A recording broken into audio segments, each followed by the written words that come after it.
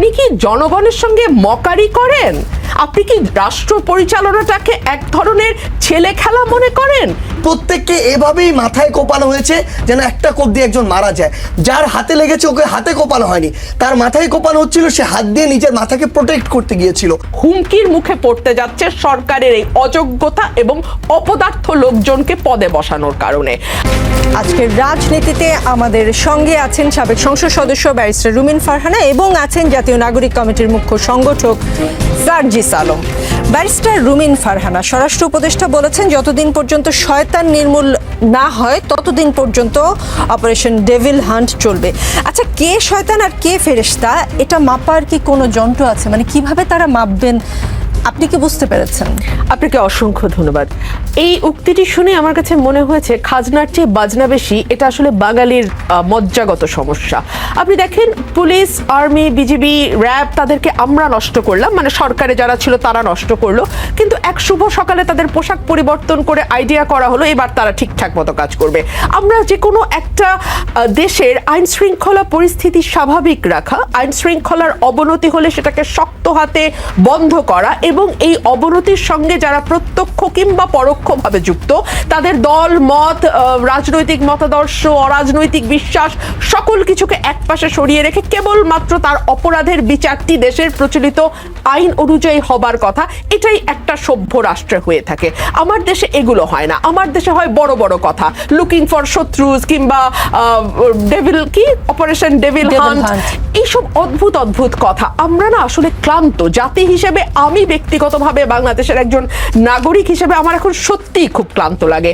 দেখুন নিকোল, গাজীপুরে যে ঘটনাটা ঘটেছে সেই ঘটনায় কারা ঘটালো, কারা মদদ দিল, কারা সেটাতে উস্কে দিল এবং কেন মাঠে পুলিশ এবং সেনাবাহিনী মোতায়েন থাকা সত্ত্বেও এই ধরনের ঘটনা ঘটতে পারলো, সেটা স্বরাষ্ট্র উপদেষ্টার বের করার কথা, তাই নয় কি?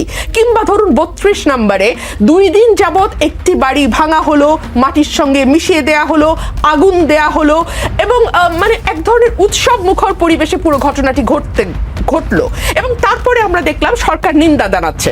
সরকার যদি শক্ত স্ট্যান্ড নিয়ে বলতো আমরা এটা সমর্থন করছি, কারণ জার্মানিতে নাজিদেরকে একেবারে মাটির সঙ্গে মিশিয়ে দেওয়া হয়েছিল, তাদের কোনো অস্তিত্ব রাখা হয়নি, ঠিক একইভাবে আমরা বাংলাদেশেও শেখের কোনো অস্তিত্ব রাখবো না, এটা যদি তারা বোল্ডলি ঘোষণা দিয়ে করতো তাহলে মানুষ আশ্বস্ত হতো এই ভেবে যে ও আচ্ছা, সরকারের অন্তত নিয়ন্ত্রণ আছে, সরকার জানে ঘটনাটি ঘটছে এবং সরকার এটিকে ঘটতে দিচ্ছে বিকজ সরকার এটিকে সমর্থন করে। কিন্তু আমরা দেখলাম সরকার খুব কড়া ভাষায় বিবৃতি দিল তার একদিন পরে। মানে হোয়াট ডাজ ইট মিন? আপনি কি জনগণের সঙ্গে মকারি করেন? আপনি কি রাষ্ট্র পরিচালনাটাকে এক ধরনের ছেলে খেলা মনে করেন? এটা কিন্তু ছেলে খেলা নয় নিকোল। এবং 18 কোটি মানুষ, মতান্তরে 20 কোটি মানুষ কিন্তু হুমকির মুখে পড়তে যাচ্ছে সরকারের এই অযোগ্যতা এবং অপদার্থ লোকজনকে পদে বসানোর কারণে। আমরা অনেকেই অনেক আশা নিয়ে এই সরকার গঠন করা হয়েছিল এবং সেই সময়ে বড় বড় সকল রাজনৈতিক দল বলেছিল যে এই সরকার, আমাদের সরকার, এই সরকার কোনোভাবে ব্যর্থ হতে দেওয়া যাবে না। আমরা তো দেখছি সরকার ব্যর্থ হওয়ার জন্য মরিয়া হয়ে গেছে। সরকার যদি জনজীবনের ন্যূনতম স্বস্তিটুকু আনতে পারত। মানে এখন কি হয়েছে বাংলাদেশে, আমরা সন্ধ্যার পরে বহু বহু বহু বছর পর আবারও বেরোতে এখন ভয় পাই। আপনিও ভয় পান, স্বীকার করবেন কি করবেন না জানি না, আমি ভয় পাই ভাই। এবং আমি এটা সকল চ্যানেলে বলি, রাত হলে আমাকে আমার সঙ্গে আরেকটা লোক দিতে হবে গাড়িতে। এটা তো আমি গত 15 বছর বলি নাই। সো পরিস্থিতিটাকে আপনারা সেই জায়গায় নিয়ে গেছেন এবং আমি যখন সাধারণ মানুষ, সেই মানুষগুলো বিশ্বাস করেন কোনো রং লেবাজের মানুষ না, একেবারে আম জনতা। আপনার প্রোগ্রামের যে হেডলাইন, সেই হেডলাইনের মানুষজনের সঙ্গে আমি যখন কথা বলি তারা আমাকে গলা নিচু করে একটা কথা বলে, ভাই তাড়াতাড়ি নির্বাচনের ব্যবস্থা করেন, তাড়াতাড়ি একটা নির্বাচনের ব্যবস্থা করেন। কোন দিকে যাচ্ছে বাংলাদেশ? কোন দিকে যাচ্ছে বাংলাদেশ? এইটা কি এই 22 জন উপদেষ্টার জবাব দেওয়ার কথা নয়? ব্যারিস্টার রুমিন ফারহানা, সার্জিস আলমের কাছ থেকে বরং একটু বোঝার চেষ্টা করি। সার্জিস আলম, গত প্রায় 5-6 মাস ধরেই দেশের আইন শৃঙ্খলা পরিস্থিতি সন্তোষজনক নয় বলে গণমাধ্যম, সামাজিক যোগাযোগ মাধ্যম সহ বিভিন্ন প্ল্যাটফর্মে সমালোচনা চলছে। এইমাত্র ব্যারিস্টার রুমিন ফারহানাও বললেন তিনি সন্ধ্যার পর বেরোতে ঠিক নিরাপদ বোধ করেন না। কোনো কোনো এলাকার মানুষ চাঁদাবাজি, ছিনতাইয়ে অতিষ্ঠ হয়ে উঠছে।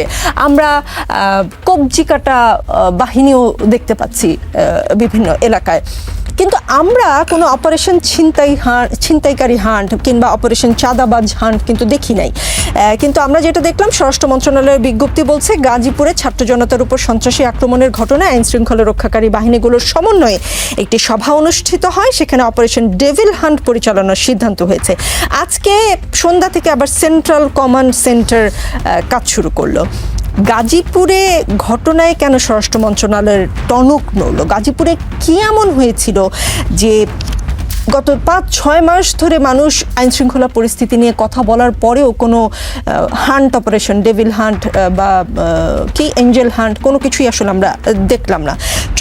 মানে আপনারা কি গাজীপুরে এমন কিছু করেছেন যে স্বরাষ্ট্র মন্ত্রণালয়ের টনক নড়ল, নাকি স্বরাষ্ট্র উপদেষ্টার গায়েবানা জানাজা হয়েছে চট্টগ্রামে, সেইটা তাকে খুব মানে টাচ করেছে এমন কিছু?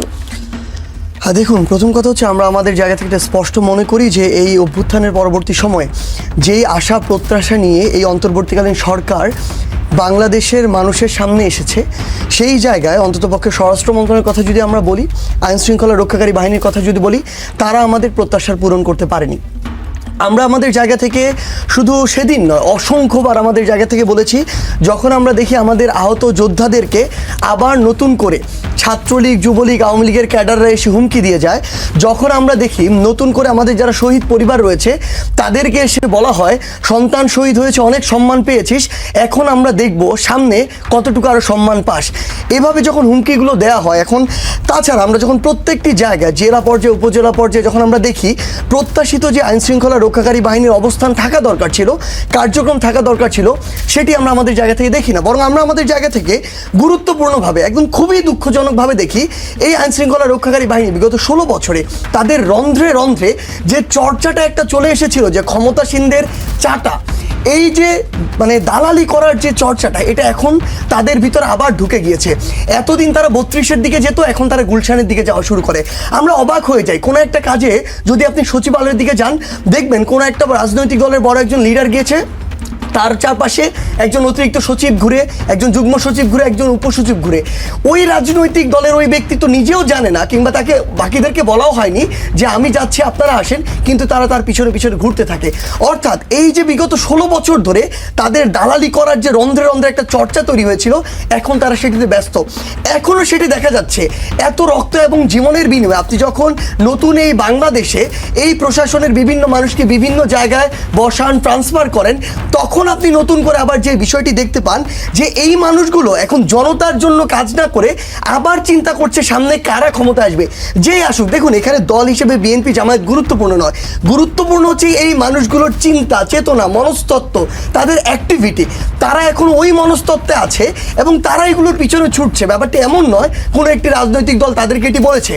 এবং সবচেয়ে বড় যে সমস্যাটি হয়েছে, আমরা দেখেছি স্বরাষ্ট্র উপদেষ্টার পক্ষ থেকে এরকম বোল্ড কোনো স্টেটমেন্ট আমরা আমাদের জায়গা থেকে, এইগুলোর এগেনস্টে আমরা আমাদের জায়গা থেকে দেখিনি। আমাদের এই বিষয়গুলো দেখতে দেখতে আমরা যত জায়গা দিকে বলা যায়, আমাদের ছাত্র উপদেষ্টারা রয়েছেন, অন্যান্য উপদেষ্টাদের সাথে, শহীদ পরিবার আহতদের সাথে যখন তাদের বিভিন্ন সময় বসা হয়, প্রত্যেকটি জায়গায় আমরা এই কথাটি আমাদের জায়গা থেকে উল্লেখ করেছি। কিন্তু আমরা যখন দেখছি ওই গাজীপুরে প্ল্যান করে বৈষম্যবিরোধী ছাত্র আন্দোলনের 30-40 জন প্রতিনিধিকে ওই মোজাম্মেল হোসেনের বাসায় ডেকে নেওয়া হচ্ছে, ডেকে নিয়ে তাদেরকে হামলা করা হচ্ছে এবং প্রত্যেককে এভাবেই মাথায় কোপানো হয়েছে যেন একটা কোপ দিয়ে একজন মারা যায়। যার হাতে লেগেছে ওকে হাতে কোপানো হয়নি, তার মাথায় কোপানো হচ্ছিল, সে হাত দিয়ে নিজের মাথাকে প্রোটেক্ট করতে গিয়েছিল। তো এভাবে যখন ডক্টররা দেখছে যে তার এমনকি মাথার যে মস্তিষ্ক, সেই মস্তিষ্ক পর্যন্ত দেখা যাচ্ছে, তো ফ্যাক্ট হচ্ছে এটা বৈষম্য বিরোধী ছাত্র আন্দোলন যারা ওই গাজীপুরে এই অভ্যুত্থানের সামনে সারিতে ছিল, তারা শুধু নয়, আজকে তারা এরপরে এই ফ্যাসিস্ট বিরোধী অভ্যুত্থানে যারা যারা ছিল, হোক বিএনপি, হোক আওয়ামী লীগ, হোক ছাত্রদল, হোক শিবির, বিএনপি হোক, জামায়াত হোক, শিবির হোক, ছাত্রদল, যে হোক, যারা এই অভ্যুত্থানে অংশগ্রহণ করেছিল, ধীরে ধীরে প্রত্যেকের দিকে ওই চাইনিজ কুড়ালটি যাবে, ওই রামদাটি যাবে। আমরা আমাদের জায়গা থেকে মনে করেছি সময় শেষ হয়ে গিয়েছে, দেয়ালে এখন পিঠ থেকে গিয়েছে। এখান থেকে যদি স্বরাষ্ট্র মন্ত্রণালয়, স্বরাষ্ট্র উপদেষ্টা, সংশ্লিষ্ট আইন শৃঙ্খলা রক্ষাকারী বাহিনীর যে কোনো ইউনিট, তারা যদি তাদের কাজটা না করতে পারে, তাহলে তাদের এই চেয়ারগুলো তার থাকার প্রয়োজন নাই।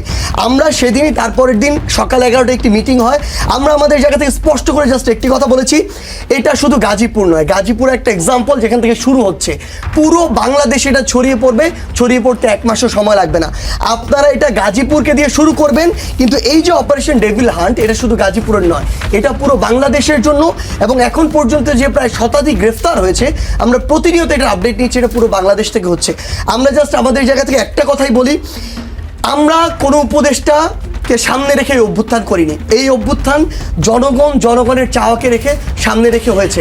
শেষ করে শুধু আপু, এখানে হাজার মানুষের রক্ত রয়েছে, জীবন রয়েছে, এগুলোকে সামনে রেখে যে কোনো চেয়ারের দায়িত্বশীল যে কোনো ব্যক্তি হোক, উপদেষ্টা হোক, যে কোনো বাহিনীর প্রধান, তারা যদি তাদের দায়িত্ব পালন না করে, আমরা যে কারো বিরুদ্ধে যে কোনো কঠোরভাবে যে কোনো পদক্ষেপ নিতে সবসময় প্রস্তুত। জি, গাজীপুরের ঘটনা ঘটার পরে এবং আপনি এবং হাসনাত আবদুল্লাহ যখন গাজীপুরে গেলেন, তারপরে আপনি বললেন যে একটা মিটিং হয়েছে, আপনারা কোনো না কোনো চাপ কি প্রয়োগ করেছেন? মানে স্বরাষ্ট্র মন্ত্রণালয়, যে স্বরাষ্ট্র মন্ত্রণালয়কে এতদিন আমরা চিন্তায় চাঁদাবাজি হচ্ছে, মানুষজন অভিযোগ করছে, আমার প্রশ্ন কিন্তু সেই জায়গায় ছিল। আমরা কোনো অপারেশন করতে দেখিনি, তারা মানে 24 ঘন্টার মধ্যে অপারেশন ডেভিল হান্ট, আরেকটা কি আজকে সন্ধ্যার সময় হচ্ছে সেন্ট্রাল কমান্ড সেন্টার, হ্যাঁ সেন্ট্রাল কমান্ড সেন্টার খুব অ্যাক্টিভ মনে হচ্ছে। মানে আপনি যে বললেন যে গুলশানে যায়, আগে মানুষ ধানমন্ডির দিকে যেত, এখন গুলশানে যায়, গুলশানে গেলেই কাজ হয় নাকি রূপায়ণ টাওয়ারের দিকে গেলেও কাজ হয় কখনো কখনো? দেখুন, আপনাকে জাস্ট একটা জিনিস বলি, এখানে আসলে কোনো নির্দিষ্ট একটি পথ আসল পথ না, এই পথ হচ্ছে ক্ষমতার পথ। আমাদের এই যে মানুষগুলো, যেই মানুষগুলো এই প্রত্যেকটা সিস্টেমের সাথে জড়িত, তারা আসলে ক্ষমতাকে সামনে রেখে সেই পথে হাঁটা শুরু করে। এই ক্ষমতা যেদিকে থাকবে তারা সেদিকে হাঁটে। সবচেয়ে বড় আমরা যে জায়গাটিতে কথা বলছি, এই সমস্যাটা কিন্তু পথের সমস্যা না, এই সমস্যা হচ্ছে মনস্তত্ত্বের সমস্যা। এই সমস্যা হচ্ছে এতদিনের যে চর্চা, এই যে অপসংস্কৃতি কালচার, এই জায়গাটাতে সমস্যা। আমরা আমাদের জায়গা থেকে যখন দেখছি গাজীপুরে এরকম একটি নৃশংসতা হয়েছে, আমাদের অবশ্যই দেখুন, আমরা বৈষম্য বিরোধী ছাত্র আন্দোলন এই অভ্যুত্থানের সামনের সারিতে থেকে অভ্যুত্থানের নেতৃত্ব দিয়েছে। আমাদের জায়গা থেকে মনে হয়েছে যখন একটি অন্তর্বর্তীকালীন সরকার এসেছে, সেই অন্তর্বর্তীকালীন সরকারকে তার কাজটি করতে দেওয়া উচিত। আমরা মাঠে আছি, আমরা মাঠ থেকে জনগণের যে দাবি দাওয়া সেগুলো তাদের কাছে তুলে ধরবো, আমাদের ছাত্র প্রতিনিধি রয়েছে তাদের মাধ্যমে তুলে ধরবো। কিন্তু এই বৈষম্য বিরোধী ছাত্র আন্দোলন এবং অন্তর্বর্তীকালীন সরকার, এই দুইটির মধ্যে একটি সুস্পষ্ট পার্থক্য থাকতে হবে, একটি পর্দা থাকতে হবে। সেই জায়গা থেকে আমরা সব সময় সরকারকে তার যে স্বাধীনতা, সেই স্বাধীনতার জায়গায় রেখে আমরা তাদেরকে কাজ করতে দিয়েছি। কিন্তু এই যে 6 মাস, আমাদের কাছে মনে হয়েছে যখন অন্তর্বর্তীকালীন সরকার কাজ করা শুরু করেছে, ওই টাইমে এরকম একটা ফ্যাসিস্ট রেজিমকে ভাঙতে হয়েছে, ভেঙে সেখান থেকে ছোট থেকে ধীরে ধীরে বড় হতে হয়েছে, স্টেবল হতে হয়েছে এই অন্তর্বর্তীকালীন সরকারকে। সেই জায়গায় আমরা কিন্তু এই সময়টা আমাদের জায়গা থেকে দেওয়ার চেষ্টা করেছি। কিন্তু আমরা এখন 6 মাস ধরে দাঁড়িয়ে মনে করছি, শেষ করি যে সরকারের কিংবা এই বিভিন্ন মন্ত্রণালয়ের তাদের যে সুপ্তাবস্থা, এই সুপ্তাবস্থা শেষ। এখন যদি তারা তাদের জায়গা থেকে যেই কাজটুকু করা দরকার, যেটা মানুষের প্রত্যাশা, সেটা না করতে পারে, তাহলে আমরা যেভাবে দাঁড়িয়ে গিয়েছিলাম বিগত সময়ে, আমরা সেইভাবে যে কোনো উপদেষ্টা হোক, যে কোনো চেয়ার হোক, তার বিরুদ্ধে দাঁড়িয়ে যাব।